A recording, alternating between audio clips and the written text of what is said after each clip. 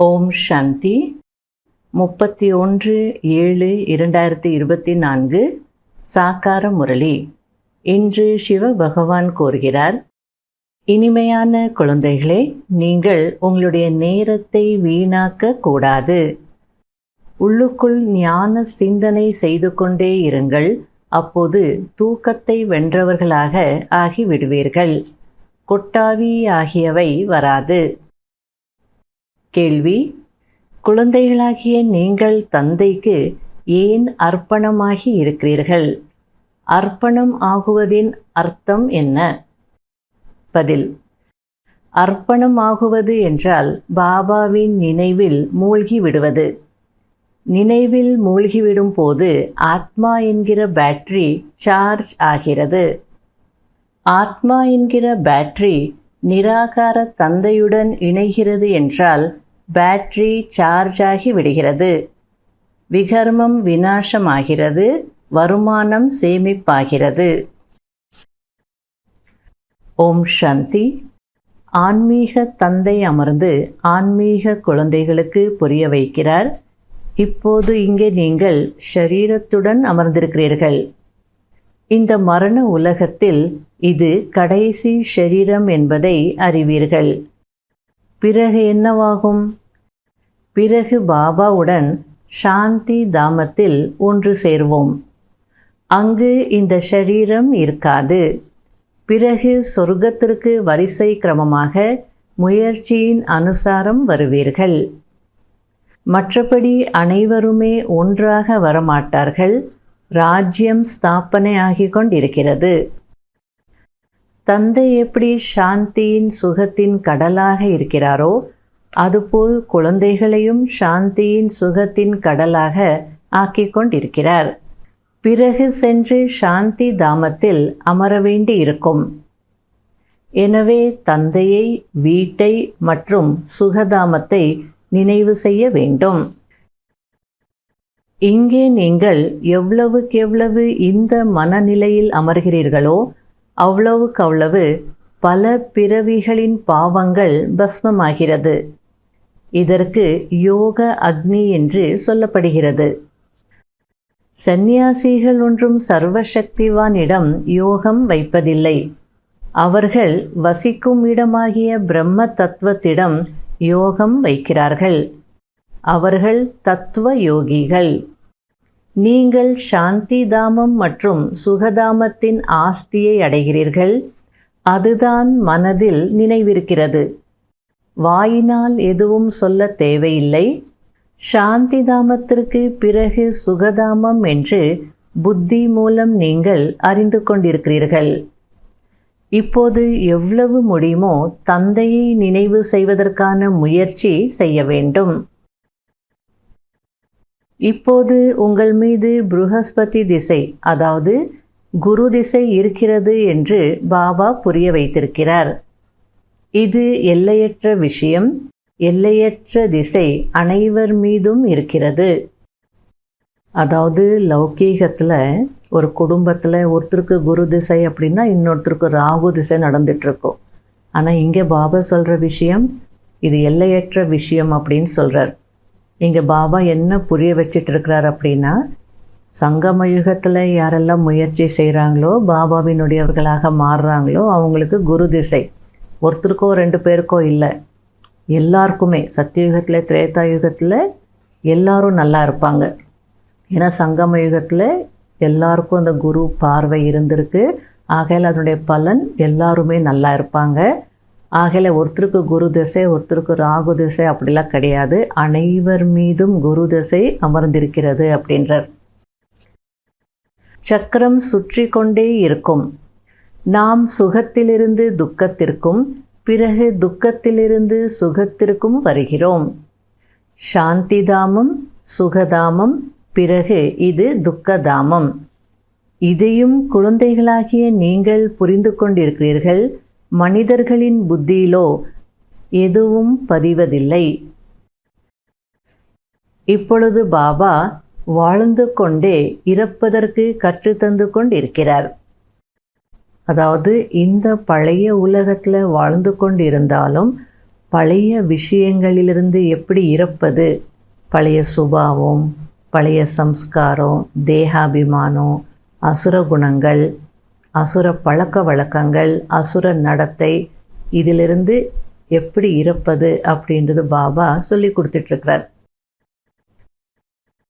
பாபாவை நினைவு செய்வதின் மூலம் உங்களுடைய பேட்டரி சார்ஜ் ஆகிக்கொண்டே இருக்கிறது. குழந்தைகளாகிய உங்களுக்கு இது கொஞ்சம் கஷ்டம். ஆனால் இவருக்கு, அதாவது பிரம்மா பாபாவுக்கு மிகவும் சுலபம். அதாவது பேட்டரி சார்ஜ் பண்ணுறது எனக்கு ஈஸின்றார் பிரம்மா பாபா. ஏன்னா எனக்குள்ளேயே சிவ் பாபா இருக்கிறார் இல்லையா, நான் ஈஸியாக கனெக்ட் ஆகிடுவேன். நீங்கள் வெளியில் இருக்கிறதுனால உங்களுக்கு கொஞ்சம் கஷ்டம் ஏற்படுறதுக்கு வாய்ப்பு இருக்குன்றார்.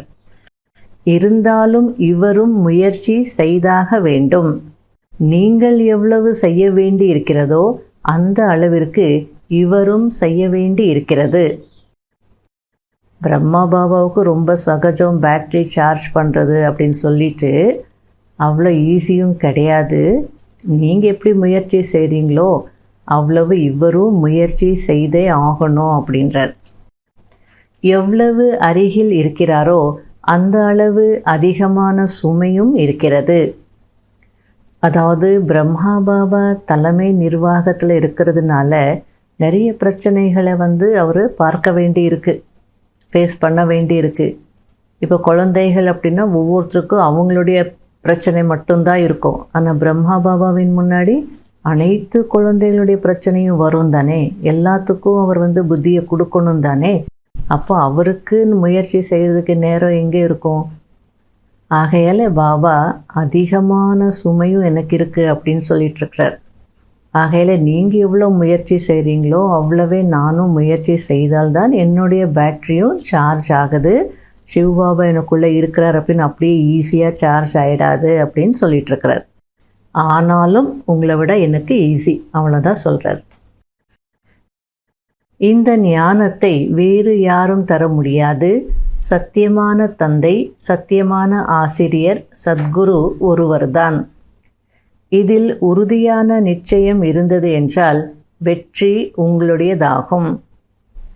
தந்தையிடம் ஞானம் இருக்கிறது, அது இப்போது உங்களுக்கு கிடைத்து கொண்டிருக்கிறது. அதை தாரணை செய்ய வேண்டும். இதில் நேரத்தை வீணாக்க கூடாது. இரவிலும் கூட நேரம் கிடைக்கும். இப்போ ஆத்மா உடல் உறுப்புகள் மூலம் காரியங்கள் செய்து செய்து களைத்து விடுகிறது என்றால் பிறகு தூங்கி விடுகிறது. பாபா உங்களுடைய பக்தி மார்க்கத்தின் அனைத்து களைப்பையும் நீக்கி களைப்பற்றவர்களாக ஆக்கி விடுகிறார். எப்படி இரவில் ஆத்மா களைத்து போனால் ஷரீரத்திலிருந்து தனியாகி விடுகிறது, அதற்கு தூக்கம் என்று சொல்லப்படுகிறது. தூங்குவது யார்? ஆத்மாவுடன் கூடவே கர்மேந்திரியங்களும் தூங்கிவிடுகிறது. எனவே இரவில் தூங்கும் போதும் கூட பாபாவை நினைவு செய்து இதுபோலெல்லாம் சிந்தனை செய்து தூங்கிவிட வேண்டும். கடைசி நேரத்தில் இரவும் பகலும் நீங்கள் தூக்கத்தை வென்றவர்களாக ஆக முடியும். பாபா எவ்வளவு தெளிவாக புரிய வச்சிட்ருக்கிறார். ஆத்மா ஃபுல் டே இந்த சரீரத்தின் மூலமாக வேலைகள் செய்து அப்படின்னா இரவில் டயர்டாயிடுது. தானாகவே இந்த சரீரத்திலிருந்து விடுபட்டுடுது, தனியாயிடுது. அதுக்கு தூக்கம் அப்படின்னு பேர். அதுபோல் பக்தி மார்க்கத்தில் நீங்கள் ரொம்ப களைப்படைஞ்சிட்டீங்க.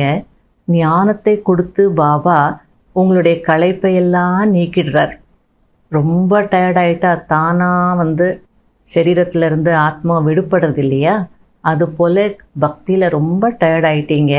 அப்புறம் ஞானம் கிடைச்ச உடனே அந்த களைப்பிலிருந்தெல்லாம் நீங்கள் விடுபட்டுட்டீங்க அப்படின்றார். இது ஒரு விஷயம். இன்னொரு விஷயம், தூங்குவது யார் அப்படின்னு கேட்குறார்.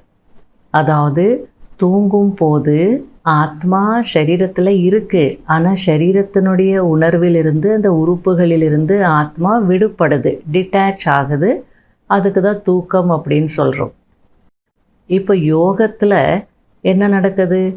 ஆத்ம உணர்வில் இருக்கும்போது சரீர உணர்விலிருந்து ஆத்மா விடுபடுது. ஆகையால் இதுக்கும் என்ன பேர்? தூக்கம் அப்படின்னு தான் சொல்ல முடியும்.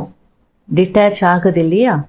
தூக்கத்தில் டிட்டாச் ஆகிறோம் அப்படின்னா அங்கே நமக்கு கான்ஷியஸ் இருக்காது, உலகம் தெரியாது, சுற்றி என்ன நடக்குதோ தெரியாது.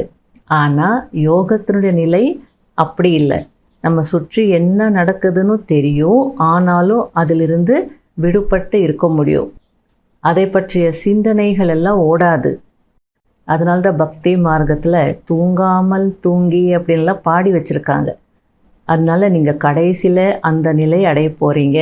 வேறு ஒன்றும் இல்லை, கடைசியில் நீங்கள் முற்றிலும் ஆத்ம உணர்வில் இருக்கும் போது தூக்கத்தை வென்றவர்களாக இருப்பீங்க அப்படின்னு சொல்கிறார். அப்போ தானே சேவை செய்ய முடியும், பாபாவை நினைக்க முடியும். ஆகையால் தினமும் தூங்குறதுக்கு முன்னாடி பாபாவை நினைவு செய்துட்டு ஞான சிந்தனையில் தூங்கணுன்றார்.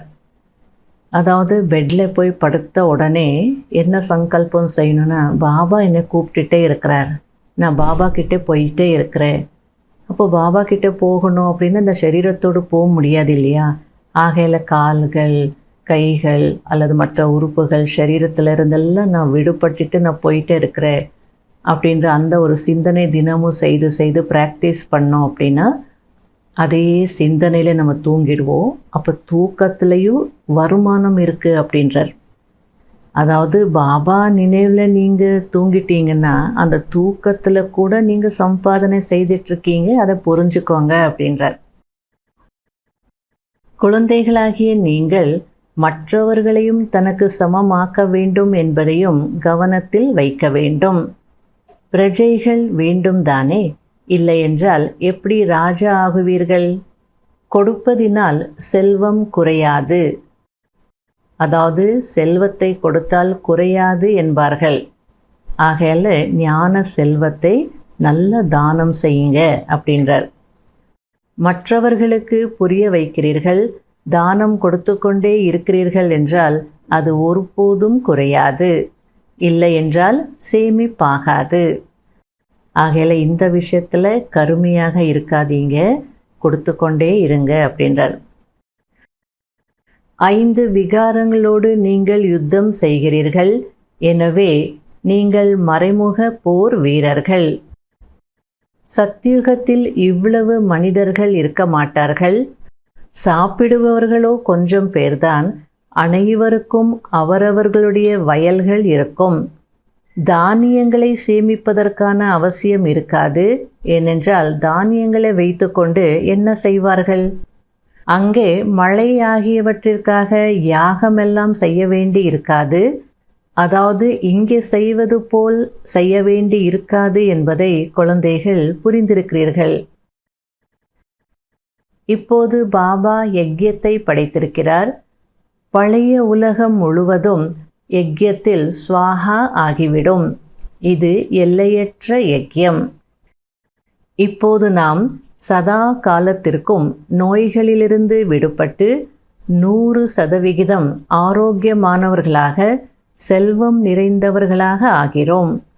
இன்னும் கொஞ்சம் காலம்தான் மீதம் இருக்கிறது.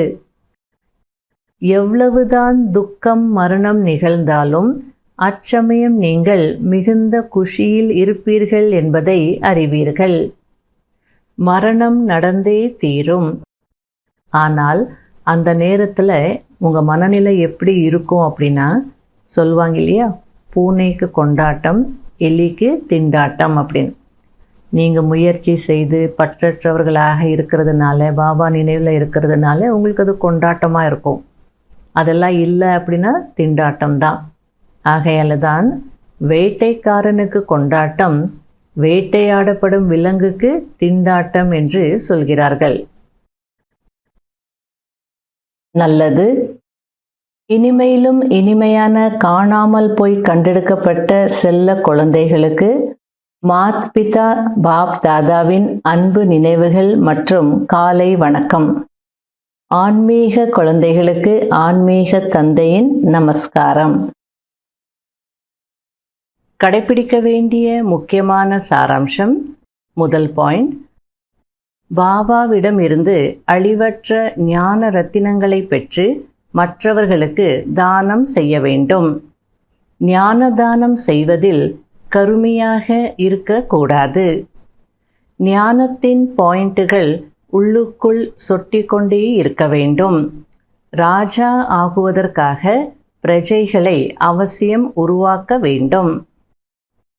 2வது பாயிண்ட், தன்னுடைய சார்ட்டை பார்க்க வேண்டும். அதில் முதல் பாயிண்ட், நான் பாபாவுக்கு சமமாக அன்பு கடலாக ஆகி இருக்கிறேனா? 2வது பாயிண்ட், ஒருபோதும் யார் மீது கோபப்படுவதில்லை தானே? 3வது பாயிண்ட், என்னுடைய நடத்தையின் மீது முழு கவனம் இருக்கிறதா என்று சார்ட்டை பார்க்க வேண்டும். வரதானம், ஞானத்தின் கூடவே குணங்களை வெளிப்படுத்தி அனைத்து குணங்களில் நிறைந்தவராக ஆகக்கூடிய குணமூர்த்தி ஆகுங்கள். அனைவரிடமும் ஞானம் நிறைய இருக்கிறது. ஆனால் தற்போது குணங்களை வெளிப்படுத்துவதற்கான அவசியம் இருக்கிறது. எனவே விசேஷமாக கர்மத்தின் மூலமாக குணங்களின் வள்ளல் ஆகுங்கள். நான் சதா குணமூர்த்தியாகி அனைவரையும் குணமூர்த்தியாக ஆக்குவதற்கான காரியத்தில் ஈடுபட்டிருக்க வேண்டும் என்ற எண்ணம் வைக்க வேண்டும். இதனால் வீணானதை பார்ப்பதற்கோ கேட்பதற்கோ சொல்வதற்கோ நேரம் இருக்காது. இந்த விதியினால் தன்னுடைய மற்றும் மற்றவர்களுடைய பலவீனங்கள் சகஜமாக முடிந்து போய்விடும். எனவே ஒவ்வொருவரும் இதற்கு நான் நம்பர் 1 நிமித்தமாக இருக்கிறேன் என்று புரிந்து கொண்டு அனைத்து குணங்களிலும் நிரம்பியவராக ஆகுவதற்கு மேலும் ஆக்குவதற்கு உதாரணம் ஆகுங்கள். ஸ்லோகன்: மனதின் மூலமாக யோகதானம், வார்த்தைகளின் மூலமாக ஞானதானம் மற்றும் கர்மத்தின் மூலமாக குணங்களின் தானம் செய்யுங்கள். இன்றைய அவ்வியக்த சமிகை: ஒவ்வொரு ஆத்மாவிற்காகவும் இரக்க பாவனை, சதா ஒத்துழைப்பின் பாவனை, தைரியத்தை அதிகரிக்கும் பாவனை இருக்க வேண்டும். ஒவ்வொரு சூழ்நிலையிலும் ஒவ்வொரு காரியத்திலும் உதவி செய்வதிலும் சுயநலமற்ற தன்மை இருக்க வேண்டும். இதற்குதான் உபகாரம் செய்யும் பாவனை என்று சொல்லப்படுகிறது. எப்படி பிரம்மா பாபா சுயம் தனக்காக என்று எதையும் ஏற்றுக்கொள்ளவில்லை, மகிமையையும் ஏற்றுக்கொள்ளவில்லை, எந்த பொருளையும் ஏற்றுக்கொள்ளவில்லை, தான் வசிப்பதற்கு என்று இடத்தையும் ஏற்றுக்கொள்ளவில்லை. அதாவது பில்டிங்ஸ் எல்லாம் கூட கட்டினாங்க, ஆனாலும் பாபா அந்த குடிலில் தான் இருந்தார். பாபாவுக்கு இது போதும், குழந்தைகள் வராங்கன்னா அவங்க நல்ல இடத்துல தங்கட்டும் அப்படின்னு சொல்லி புதுசாக கட்டின ரூம்ஸ் எல்லாம் வரவங்களுக்கு தான் கொடுத்தார். ஸ்தூலத்திலும் சூக்ஷ்மத்திலும் முதலில் குழந்தைகள் என்று சொன்னார். இதற்கு தான் பரோபகாரம் என்று சொல்லப்படுகிறது. இதுதான் நிரம்பிய நிலையின் முழுமையான நிலையின் அடையாளம் ஆகும். இதில் தந்தையை பின்பற்றி அவருக்கு சமம் ஆகுங்கள். ஓம் சாந்தி.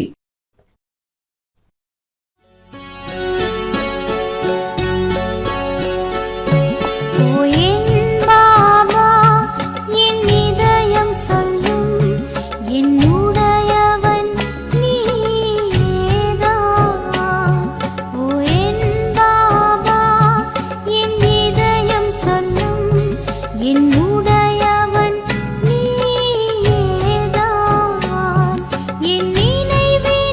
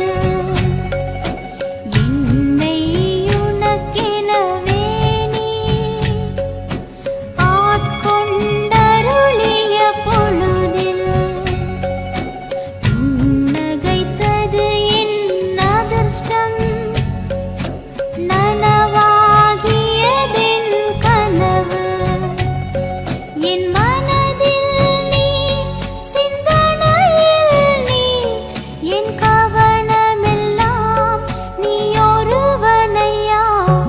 ஓ என் பாபா, என் இதயம் சொல்லும் என்னுடையவன் நீயேதான், என்னுடையவன் நீயேதான், என்னுடையவன் நீயேதான், என்னுடைய